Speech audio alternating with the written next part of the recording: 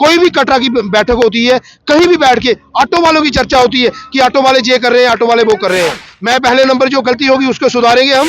मेरे को अगर ऑटो वालों ने चुना तो मैं ऑटो वालों की तरफ जो उंगली आ रही है उस उंगली को बैठा दूंगा कि मेरा सबसे पहला मुद्दा ये होगा कि मैं यहाँ पे ई रिक्शे नहीं चलने दूंगा।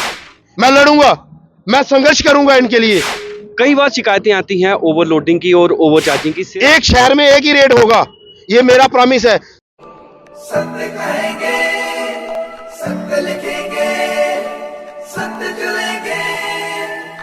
कटरा में पब्लिक ट्रांसपोर्ट की रीढ़ की हड्डी माने जाने वाले ऑटो रिक्शा, जो कि कटरा की हर गली हर सड़क पर आपको दिखेंगे। चाहे यात्री को बाणगंगा से रेलवे स्टेशन पे जाना हो, रेलवे स्टेशन से उधमपुर मार्ग में जाना हो, या कटरा के रेडियस के अंदर जितनी भी सड़कें और जितनी भी गलियां पड़ती हैं वहां पर आपको ऑटो रिक्शा मिल जाएंगे। और ये बहुत ही एक बढ़िया और एक ईजिली अप्रोच वाला ट्रांसपोर्ट है, जो कि हर यात्री हर लोकल के लिए 24 घंटे अवेलेबल रहता है। इन पूरे कम से कम मैं आपको बताता चलूं कि 8 से 850 के करीब जो है ऑटो वो पंजीकृत हुआ है, और 850 के करीब ऑटो जो है वो कटरा की सड़कों पे दौड़ता है। और इन ऑटो रिक्शास को ऑर्गेनाइज तरीके से चलाने के लिए इनकी एक यूनियन बनी हुई है, जो कि इनको अच्छे तरीके से ऑर्गेनाइज तरीके से चलाती है। पर एक बात मैं आपको बताता चलूं कि यूनियन जो बनी है उसकी पहले, अगर 2018 से पहले की अगर हम बात करें तो इनकी प्रॉपर तरीके से इलेक्शंस होती थी, इनकी बॉडी बनती थी, इनके प्रेसिडेंट वाइस प्रेसिडेंट हर एक इनकी पूरी बॉडी एक फ्रेम की जाती थी। पर 2018 के बाद से लेकर 2024 तक जो है 6 साल इनकी इलेक्शंस नहीं हुई, और ना ही इनके यूनियन की कोई बॉडी प्रॉपर तरीके से फ्रेम हो पाई। क्या कारण रहे उस पर हम नहीं जाएंगे। फिलहाल इस बार जो है कटरा ऑटो यूनियन के जो पूरे जितने भी इनके सदस्य हैं उन्होंने एक सर्वसम्मति से फैसला लिया है कि इस बार जो है कटरा ऑटो यूनियन का इलेक्शन उनकी करवाई जाए, एक बॉडी को फ्रेम किया जाए। हमारे पीछे आप देख रहे हैं ये कुछ वो लोग खड़े हैं कि जो कटरा में ऑटो रिक्शा चलाते हैं और अपने परिवार का पालन पोषण करते हैं। बात करेंगे इनके साथ। अंकल जी कदों ਦਾ ਤੁਸੀਂ ਆਟੋ ਚਲਾਉਂਦੇ ਕਰ ਰਹੇ? 37 ਸਾਲ ਹੋਈ ਹੈ। 37 ਸਾਲ ਦੇ ਤੁਸੀਂ ਇੱਥੇ ਆਟੋ ਚਲਾ ਰਹੇ ਹੋ। ਹਾਂਜੀ। ਜਿਸ ਵੇਲੇ ਤੁਸੀਂ ਆਟੋ ਚਲਾਉਣਾ ਸ਼ੁਰੂ ਕੀਤੇ ਹੈ ਤੇ ਉਸ ਵੇਲੇ ਕਿੰਨੇ ਆਟੋ ਹੀ ਕੱਟੇ? ਉਹਲੇ 16 ਆਟੋ ਸੀ। 16 ਆਟੋ ਹੈ। ਕੀ ਰੇਟ ਹੈ ਉਹਲੇ? ਉਹਲੇ 2 ਰੁਪਏ ਸਵਾਰੀ, 5 ਸਵਾਰੀਆਂ ਭਾਲਨੇ 10 ਰੁਪਏ ਲੈਂਦੇ ਆ। ਠੀਕ ਹੈ। ਲੋਕਲ ਸਟਾਫ ਜਿਹੜਾ ਬੰਦਾ 5 ਰੁਪਏ। ਹਾਂ। ਤੇ ਅੱਜ ਦੀ ਡੇਟ ਵਿੱਚ ਤੁਸੀਂ ਆਖਿਆ ਕਿ 37 ਸਾਲ ਹੋਈ ਹੈ ਤੁਸੀਂ ਆਟੋ ਚਲਾਉਂਦੇ, ਕੀ ਪਰੇਸ਼ਾਨੀਆਂ ਤੁਸੀਂ ਮਤਲਬ ਅੱਜ ਦੀ ਡੇਟ ਵਿੱਚ ਕੀ ਪਰੇਸ਼ਾਨੀਆਂ? ਪਰੇਸ਼ਾਨੀਆਂ ਬੜੀਆਂ ਆਈਆਂ, ਕੁਛ ਹੀ ਸੁਣਾਣਾ है, कोई नहीं सुनाना कुछ ही है। हाँ, जेकर कोई मौत बाहर हुआ है उसे सुनाओ कोई परेशानियां, जेकर सुनाइया तो आखिर ना साढ़ा अपना राज चला। बस ये गल है। और के हूँ जी इलैक्शन जी होने वाली है, 19 तरीक इलैक्शन होने वाली है। हाँ जी। ते क्या तुस समझदे कि ये इलैक्शन जिल्लै होग कोई थोड़ा नवा नुमाइंदा चुनी आग वो थोड़ी परेशानियां दा हल करो? हाँ, की नहीं करेंगे, ये चाहिए असें, और क्या चाहिए। ये जी पिछले 6 साल इलैक्शन नहीं हुए उत्थे तुसें थोड़ियां परेशानियां बड़ियां आईयां, सब अपनी दादागिरी चली, कोई कुछ नहीं, गरीबें सुनाई कुछ नहीं है, ही क्या सुनाना है बाद। और भी यहाँ पर हमारे साथ मौजूद हैं। भाई साहब क्या नाम है आपका? जी विजय कुमार महाराज। आप कहाँ रहते हैं, कहाँ के रहने वाले हैं? मैं इधर कटरा का ही रहने कटरा वाला के। हूं। कब से आप ऑटो चला रहे हैं? मेरे को हमारे 26-27 साल हो गए। 26-27 साल हो गए। तो कुछ परेशानियां आती होंगी यहाँ पर जब आप ऑटो चलाते हैं यहाँ पर सड़कों पे? परेशानी हमारे बताना किसको है, परेशानी बताना किसको है?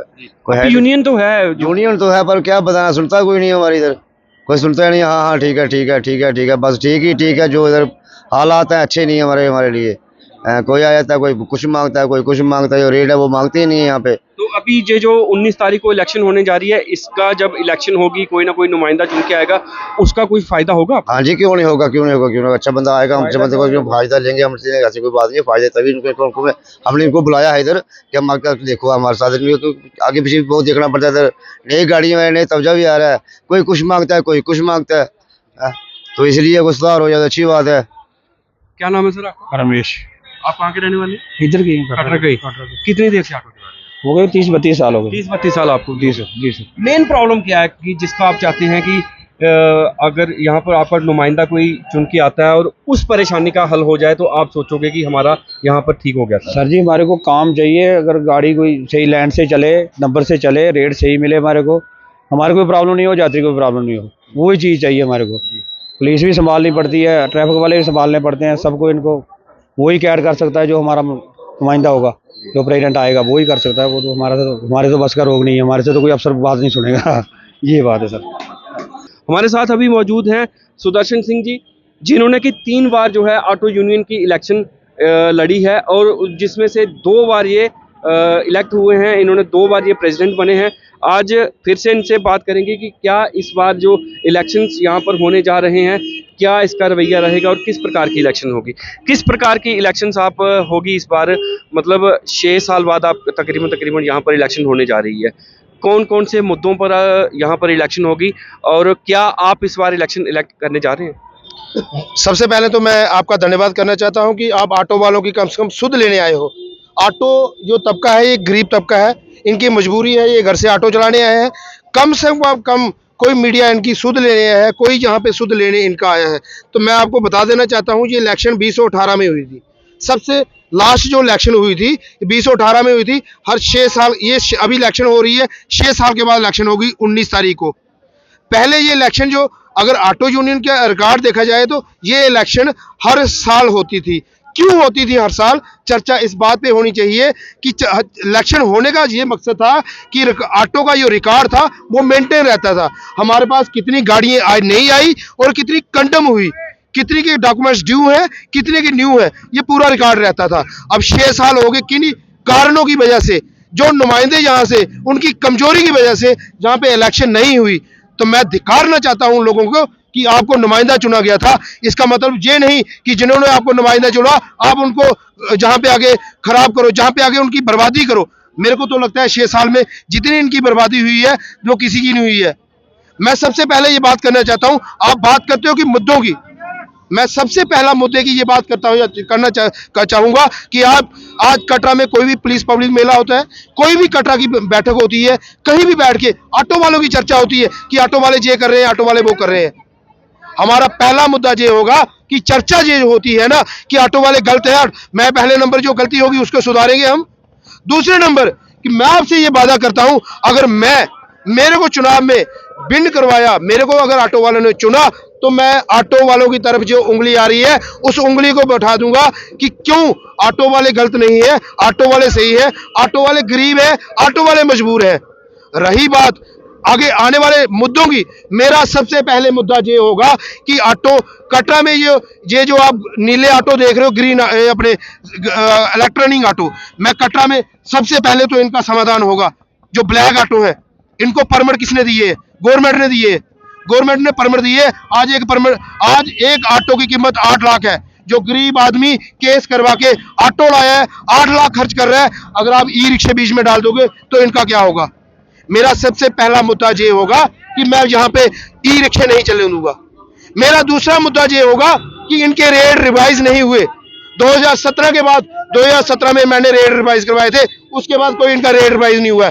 पेट्रोल के दाम देखो कहाँ चले गए हैं, आज तक उस मुद्दे पे किसी ने बात नहीं की। मेरा दूसरा मुद्दा होगा रेट रिवाइज करने का। मेरा तीसरा मुद्दा होगा इनकी पार्किंग की व्यवस्था करना, क्योंकि इन्होंने जो परमिट लाए हैं घर से नहीं लाए हैं, ये परमिट इशू किए हैं गवर्नमेंट ने और आपको पार्किंग भी देना पड़ेगी। 15 रुपए आप पर डे इनसे पार्किंग ले रहे हो, इसका मतलब आपको पार्किंग प्रोवाइड करना पड़ेगी इनको। अगर आप ऑटो वालों पे उंगली उठाते हो तो मैं सबसे पहले कहूंगा कि आपकी कमजोरी है, आपने पार्किंग क्यों नहीं दी, आपने इतने परमिट क्यों दिए। मैं लड़ूंगा, मैं संघर्ष करूंगा इनके लिए। अब इलेक्शन की बात है, 19 को हम इलेक्शन करवा रहे हैं इनकी। मेरी सभी से अपील है ऑटो वालों से, जितने भी ऑटो वाले हैं, कि कोई भी फॉर्म भर सकता है। आज 14 से लेके 16 तक आप फॉर्म फिल करवा सकते हो। 16 को फॉर्म बिल्डा होंगे, जो भी बिल्डा करना चाहेगा। इलेक्शन होगी 19 को 9 बजे से लेके 4 बजे तक वोटिंग होगी और 6 से 7 के बीच में रिजल्ट आउट हो जाएगा। जिस दिन अगर मैं प्रेसिडेंट बन गया, मुझे ऑटो वालों ने मैंडेट दे दिया, मैं ऑटो वालों को आश्वासन देना चाहता हूं, जैसे मैं आपके साथ पहले खड़ा रहा वैसे ही खड़ा रहूंगा और आपकी हर समस्या मेरी समस्या होगी और उसका समाधान मैंने करना होगा। आज वो आप उन नुमाइंदों को मत चुनिए जो आप नुमाइंदा चुन के भेज रहे हो और वो कहीं जाके पुलिस स्टेशन जाके बाथरूम साफ कर रहे हैं, पुलिस स्टेशन जाके पार्क में पानी दे रहे हैं। क्या ऑटो वालों की इतनी क्रेडिबिलिटी होगी कि उनका प्रेसिडेंट, उनका नुमाइंदा, चुना हुआ नुमाइंदा वहां पे बाथरूम साफ करे? इट मीन ऑटो वाले कुछ नहीं है। ये 850 ऑटो है, इट मीन 1600-1700 घर है, ये 1600-1700 परिवार है। एक परिवार में आप 3 बंदे लगा लो, कितने बंदे होंगे जहां पे रोजी रोटी कमाने आ रहे हैं? 10% लोग होंगे जो ये तो आपने बात की कि इनके जो मुद्दे हैं, जो जिन पे आप अगर आप प्रेसिडेंट बनते हो तो आप इन पे चर्चा करेंगे और इनको समाधान निकालेंगे। कई बार शिकायतें आती हैं ओवरलोडिंग की और ओवरचार्जिंग की, सिर्फ और सिर्फ 2 ही शिकायतें आती हैं, ओवरलोडिंग और ओवरचार्जिंग। इसके बारे में आपने क्या सोचते हैं? सुशील जी, अगर मैं ऑटो वाले मुझे मैंडेट देते हैं, आप 2017 देख लो, 2017 में ओवर चार्जिंग और ओवरलोडिंग भी बंद हुई थी। क्यों करनी है ओवरलोडिंग जी? आपका रेट है, आप रेट भी लीजिए। ओवरलोडिंग करने का मतलब पता क्या है सुशील जी? बात यह है कि अगर 3 बंदे आरसी में पास है ना, तो यात्री ऑटो वाले क्या करते हैं कि बोलते हैं यात्री दर्शन करने आए हैं, चलो यार एक बंदा इनके यहाँ एक्स्ट्रा है तो दूसरा ऑटो करेंगे, इनके पैसे बैठा लेते हैं एक बंदा। अब जिला प्रशासन ने यहाँ पर पहले एक रेट लिस्ट लगाई थी, आज तो वो दिख नहीं रही है। हर ऑटो के पीछे एक रेट लिस्ट लगी होती थी, और जब हम ऑटो वालों से बात करते थे तो वो बोलते थे कि ये जो रेट लगे हैं इस पे हमारा गुजारा नहीं हो पा रहा है। क्या आने वाले दिनों में आप उन रेट्स को रिवाइज करने की कोशिश करेंगे? कोशिश नहीं करेंगे, रेट रिवाइज करवाएंगे जी। हमारा इतिहास रहा है 2010 में 11 रुपए रेट से हमने रिवाइज करवाया था, 2017 में आए रेट रिवाइज करवाया था। अब मैं आऊंगा तो रेट रिवाइज कराऊंगा। ये मेरा आपसे, मैं ऑटो वालों से ये प्रॉमिस करता हूँ, रेट रिवाइज मैं करवाऊंगा, मैं छाती ठोक से करूंगा। क्योंकि 2017 और आज का पेट्रोल का रेट को देख लो कहाँ गया है। पेट्रोल और गाड़ी का रेट कहाँ है आज, आटे का रेट क्या है, नमक का रेट क्या है, तेल का रेट क्या है?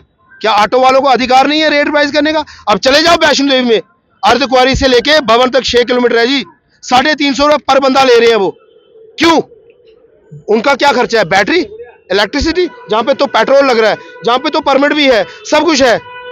ऐसा क्यों? एक ही शहर में 2 रेट है, एक शहर में एक ही रेट होगा। ये मेरा प्रॉमिस है, मैं छाती ठोक के कहूंगा, जिस दिन ऑटो वालों ने मुझे प्रधान बना दिया ना, मैं इनकी जगह ना लड़के जान दे दूंगा और रेट रिवाइज करवा के आऊंगा। जो श्राइन बोर्ड श्री माता वैष्णो देवी को अगर रेट दिए है ना, वही रेट इनके लिए लाऊंगा। ये मेरा प्रॉमिस है ऑटो वालों से। बहुत बहुत शुक्रिया। तो ये थे सुदर्शन सिंह जी, जो कि पहले भी 2 बार प्रधान रह चुके हैं कटरा ऑटो यूनियन के, और इनका साफ तौर पर ये कहना है, आज तो इन्होंने एक किस्म की अपील भी कर दी है कि 19 तारीख को जो चुनाव होने जा रहे हैं यहाँ पर, सुबह वो चुनाव होंगे और शाम को उनका रिजल्ट भी निकल जाएगा। और इन्होंने जितने भी कटरा में ऑटो वाले ऑटो चलाते हैं, अप्लाई करते हैं, उनसे इनकी ये अपील है कि अगर आप मुझे प्रेसिडेंट सुदर्शन सिंह को प्रेसिडेंट चुनते हैं तो ऑटो वालों को जितनी भी यहाँ पर, चाहे वो रेट को लेकर, ओवर चार्जिंग को लेकर, ओवरलोडिंग को लेकर, या फिर और किन्हीं चीज़ों को भी लेकर अगर आपको कोई परेशानी आई है तो उन परेशानियों का हल इनके द्वारा किया जाएगा। आप देख रहे हैं दैनिक स्टेट समाचार, मैं हूं सुशील शर्मा, अपने कैमरामैन सहयोगी मोहन चंद के साथ कटरा से। जय हिंद, जय भारत।